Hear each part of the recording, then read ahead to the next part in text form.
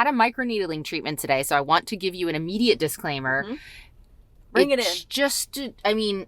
I had it... Can't really tell right now. An hour ago. Yeah. Maybe even less. Calm down a lot. I did put a tad bit of powder, and I've got some red blotchy patches, but it's the perfect week to do it. We don't have a lot going on.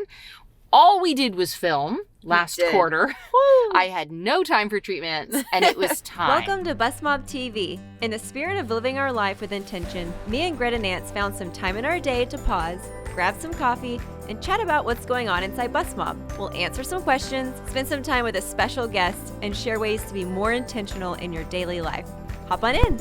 Hello! Happy New Year! Happy New Year! Welcome back, y'all. Welcome back. I have a new face. She does. Look at it. I had a microneedling treatment today, so I want to give you an immediate disclaimer. Bring it in. I had it... Can't really tell right now. An hour ago. Yeah. Maybe even less. Calm down a lot. I did put a tad bit of powder, and I've got some red blotchy patches, but it's the perfect week to do it. We don't have a lot going on. All we did was film last quarter. Woo. I had no time for treatments, and it was time. So I think we're going to talk about microneedling later today. We are. Too, but that's why my face looks and feels quite sunburnt. It's going to look very tight, too. Yeah, it's going to be great. I love microneedling. I do, too. It has very little downtime, and it does all the collagen production. You get this nice glow for months. Yeah, I'm a big fan. I'm excited. And I'm getting mine done next week, which I'm super excited, too. Yes, you are. It's the season. I like to do it every single year at this time. But again, we're getting ahead of ourselves. Let's talk about Bustmob. What's going on?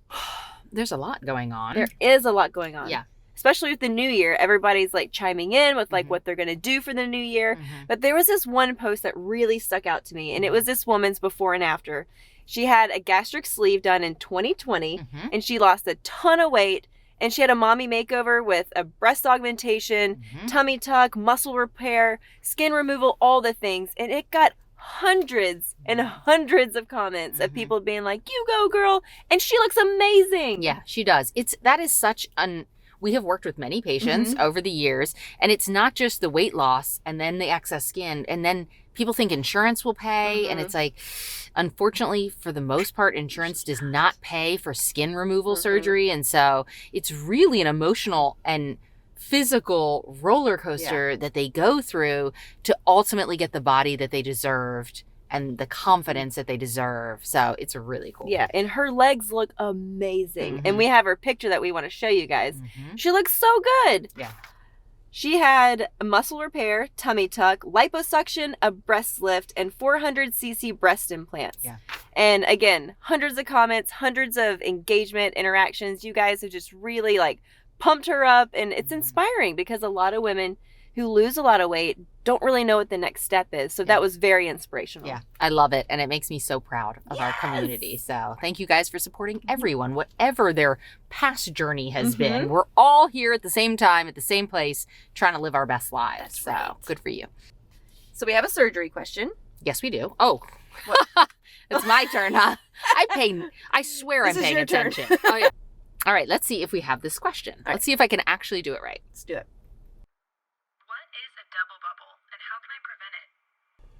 That's short and sweet. Great question. Makes sense. And look, I did it. You did the first time. Yeah, we didn't do the skincare question first. Nope. A lot of people ask about double bubble because it can kind of get confusing with bottoming out. Yes. We've talked about bottoming out in the past, so you can see that on a previous Bustmob TV episode. But double bubble's different. And instead of me answering what it is and how you could possibly prevent it, we actually have an interview with Dr. Roughton that she did a live in Bustmob's Facebook group, which was so good. I heard you watching it the other day and laughing. I was cracking. I mean, you can't not laugh. What is Jenny laughing about with her headphones on? And then I saw it was Dr. Roughton. She's hilarious. So let's let her explain double bubble in her hilarious way. Yes. And if you can, prevent it. So double bubble, let's go back to that. Double bubble is when you can see your breast on top of the implant. One group of patients that are more likely to get double bubble than the average group of patients are women that have a tuberous breast. So, and this isn't exact.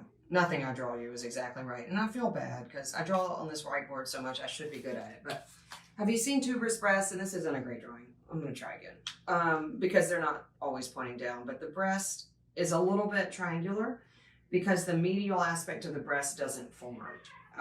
So maybe more like this, okay? Just this side of the breast is more straight than curved, okay? So your breast is somewhat triangular.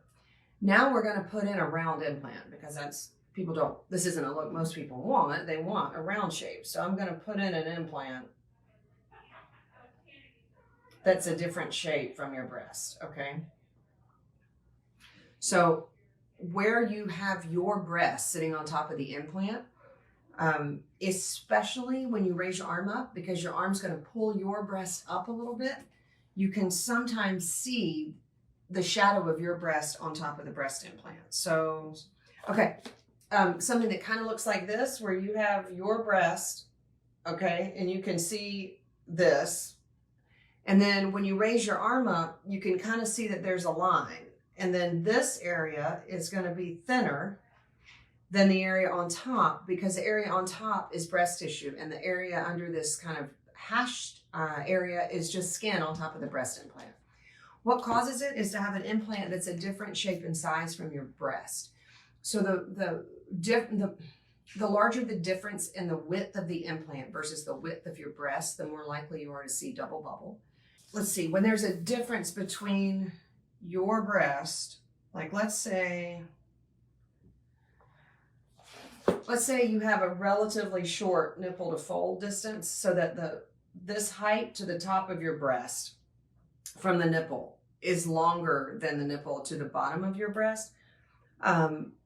This, when I go to put an implant in, it's going to stretch preferentially there. And ideally, we think about having a breast where the nipple sits. We want the nipple to sit about halfway between the top and the bottom of the breast. But if your natural breast is somewhat short, then it's going to pull here. If your natural nipple was here and we put in this taller, wider implant, the implant is going to recruit skin from the abdomen up, and you're going to see your breast on top of the implant, if that makes any sense. In general, this is something that is going to bother you about 1,000 times more than it's going to bother anybody else. But we're all our own worst critic, and we're the ones in the bathroom in awkward angles trying to find just the wrong way to see ourselves. It's a hard problem to fix. Most women aren't excited when I say maybe we should put in a smaller breast implant. That doesn't usually win me a lot of friends. And every once in a while, I will fat graft over this between the skin and the implant to try to give you less of a step off between your breast and where the skin is on the breast. My biggest takeaway is I have no natural breast tissue. That's right. So good for me. That might not be one of my issues, because I just don't have any natural breast congratulations. tissue. Yeah, thank you. It's the only time being in the ITB, what do they call ITV? Itty bitty titty committee. You're not going to have a double bubble then. Yeah, well, congratulations, y'all. Are you ready for a skincare question? I am so ready for Since my face is over here on fire. Let's see if I can do it. All right. My skin needs a boost, but I don't have much time I can take off. What's a good treatment or product I can use? Gretta's face.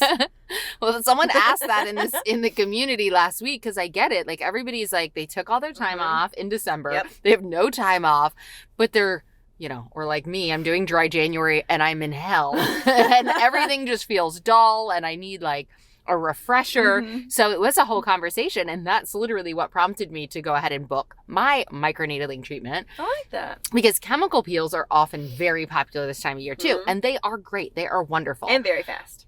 But they are not great for time off. Like, you really are probably going to look like a crazy person after a chemical peel for at least 5 days.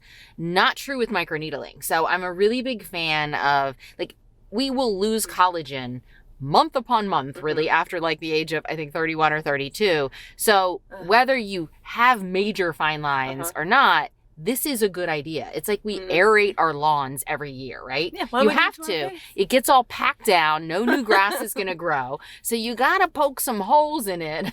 I'm sure it's much more technical than that. It's but much more subtle than I'm not an holes. esthetician, but they're creating 1 million micro channels in your skin, which causes, like, the lady was describing it to me today. She's like, all the ambulances come to fix it when you set off all the car alarms, and it's repairing and building new collagen. I love a good analogy. I know, me too. That was Love really it. helpful to me.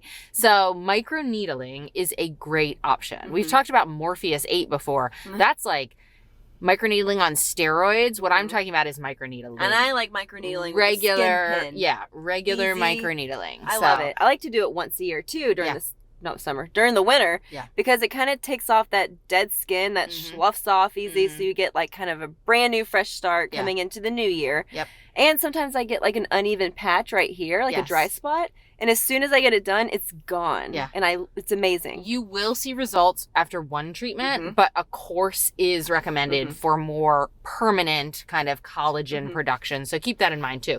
But you really don't need to take off any time at work. Like, I know I do feel a little crazy. This is not my ideal face. You don't look crazy. I don't think anyone would be like run out of a store when they saw me or call the police. I would hope, like, oh, this poor woman.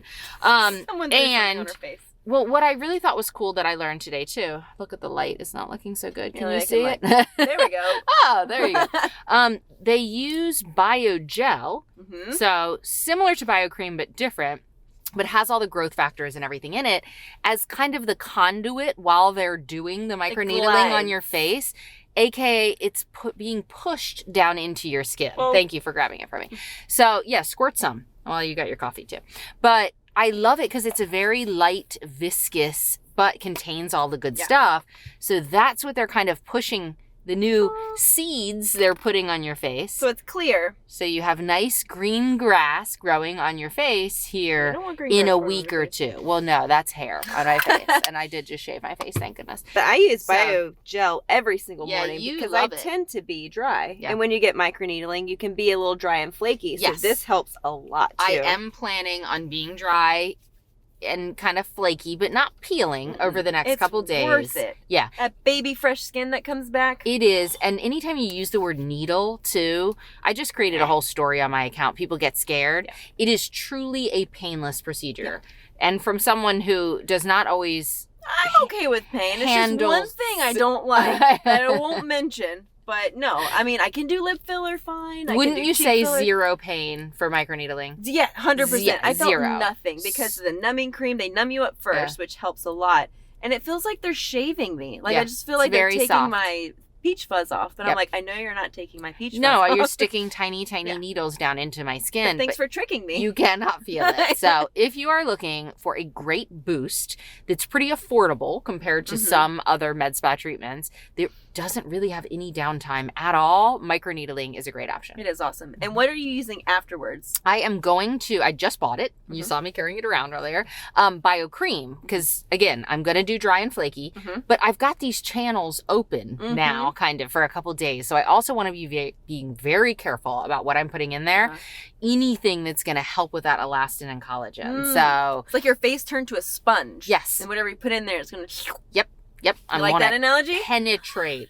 Well, sponges are... I hope my skin is better. It's a clean sponge. Never used. That's better. So yeah, I love that, using biogel while the treatment is being done. And then I'm going to use BioCream afterwards. And then hopefully I can get in at least 1 or 2 more in the winter before summertime starts again. And how often? So this week on Brunch Club, we decided to talk about nutrition because yes, it is 2022. First week of the year. Everyone wants to talk about nutrition, fitness, health, all of that stuff, which is very normal. But we wanted to hone in specifically on nutrition. Yeah. Well, I don't like that I hear so much about diets this time of year. Yeah. And we're like anti-diet culture up in here. So I'm like, the opposite of that word to me is nutrition. Like, nutrition sounds healthy and fuel for your body. Yep. So I was really excited to talk about that. So you and I both have very different eating styles and habits, but we're both very interested in always improving it. Yes. And we talk a lot. You've had a couple different guests on so far this week. We have. on feeding your children and your family, because no one's interested in making like 4 different meals for 4 different people. No, so, no one should do that. And yeah, there's Force just your kids to eat it. Scoop it. I'm just kidding. I mean, Hazel is a great eater. I don't give her a choice. Mine are not terrible eaters, but they are definitely not. Like Casey was talking about, her kids will choose salmon. And yeah, I'm like, Hazel loves salmon too, because I think they like salmon. Yeah, my kids would not choose that, but they're not just, we don't do hot dogs and mac and cheese and stuff like that very often. So that's good. Yeah. So for me, for nutrition, when I'm kicking off in 2022, I kind of correlated my nutrition goals with my fitness goals. So I'm going to get more into working out, lifting weights, and I know I need to increase my protein. And I've never really consciously ever upped my protein game before. So it's been kind of fun to look through like, okay, what can I eat that's not like a ton of chicken? Because 1, I don't like chicken. 2, too much chicken can't be that good. And 3, that's expensive. That rattled out really fast. Yeah. Huh. That's how much I haven't. chicken. You and I haven't talked about this much yet. It's also kind of been one of my goals because you weren't on that brunch club. Yeah, that's right. So I'm excited to hear brand this. New. Yeah, protein is very good for women, for fitness, for weight loss, if that is a goal. Not that that's what we're doing it for, but I started doing it to run my marathon. They were like, you have to increase your protein, and I'm like, wow, okay. So what are you eating? What have you found that has a lot of protein that you're enjoying? Well, first, bone broth I've carried over from last quarter. I didn't know that had a lot of protein in it. Because I drink 16 ounces, and I think it has like 20 grams of protein in it. Wow. It's a lot. Okay. So I drink that. I don't even know I'm getting protein. Then I got like a protein shake, like a Whole Foods protein shake. I am doing that now. I can't drink whey. I can't drink casein. I have to do like a pea protein, like a vegan protein shake. But yeah, I'm intentionally looking for things with high protein that I can eat. Yeah. So I bought a salad that was a high protein salad. I'm like, who put what Swiss chard does that have protein? I guess. Are you tracking it? Like, do you have a goal? Not yet. Okay. Because I haven't started working out. I'm just gathering the proteins that I like to eat. That's a great idea. And then I'll incorporate like how many is it grams? I have no idea. Whatever grams. G's of protein I need, and then incorporate that with my workout and just see what happens. Because I don't want to lose weight. I want to build muscle. Yeah. And that's important to me this season. I love what you basically said was, though, you're looking for foods you enjoy first. I feel like so many of us punish ourselves. Like dry January, this time of year, but then we punish ourselves with food, and then it's not sustainable when there's nothing you're eating that you're enjoying. Right. So I'm really glad you talked about that. Yeah. I kind of shifted the way I ate a year ago, and so I feel like I'm just going to keep honing that. Like our whole schedule of like meal prepping on Sundays has just been gold for our family. I started that because of you. Yeah. Well, I talk to the kids all the time. Hey boys, remember when I used to make you go to the grocery store every day after school? Like it'd be like 5:45, everyone's tired, everyone's hungry, and I'd be like, I don't know what I'm cooking for dinner. And I would go to the grocery store and spend $50, and then I would do it again the next day and next day, and it was wild. And this takes a little more planning, but it has been gold. But the things I need to do better are by getting, like, it's Nick and I who pick what we eat. I do want to start incorporating the kids, like get their buy-in, let them pick some stuff, let them like ask questions. Hey, here's why we can't eat that. Like, I think they're at the age, the oldest is 14, that they need to start having some opinions and feel like I want them to know that I care about what they eat. They don't get to always pick mac and cheese, which is what they would probably choose, or nachos, which is what we ate last night. Nachos. But even nachos, we added corn and black beans last night, and then salsa, and we talked about like toppings like avocados and things like that, and we used deer meat, which is leaner than ground beef, which is cool. So I don't know, I need to incorporate more family conversations into the way we eat. But for me, the meal prepping and planning on Sundays, one grocery trip, a little cheat meal here or there, but just trying to choose protein, trying to consistently think of food as fuel has been a slow mental change, but amazing. Because to me, I was the diet girl. I was the quick fix. I was the processed food. But as long as it had 100 calories or less, I would eat it. And now I'm full and strong with real food. We're going into 2022 strong. We are going into 2022 strong and protein filled. Yes. And Bustmob brunch clubs are just going to keep getting better and better. I'm very excited about a plan and the guests and all the things we have coming for that. So I hope you guys can tune in to one of those, ask questions, suggest topics. Yes, we would love that. Yeah. If you're an expert, come on the show. come on, request to join, and we would love to talk to you. Yes, and it's Monday, Wednesday, Friday at 11 o'clock Eastern Standard Time, and we go live on Bustmob's Instagram. So please tune in, ask questions, and be a part of it. That would be so much fun. Yep, and I will keep documenting my microneedling process. Jenny's having hers next week. I think we've strong-armed Bustmob Jessie into doing. She is. This will be her very first skincare treatment. Really? I mean, she's a baby. I love this. But I literally just booked it for her, and I'm like, surprise, you're doing this. She's like, oh, okay. Yeah, it's a great treatment to start. If you are scared, microneedling is actually very easy. Super easy. I guess you better get to your appointment now. I gotta go. Thanks so much for watching. To join Bustmob, shop for swag, or follow me and Greta on social, click the links below. See you next time.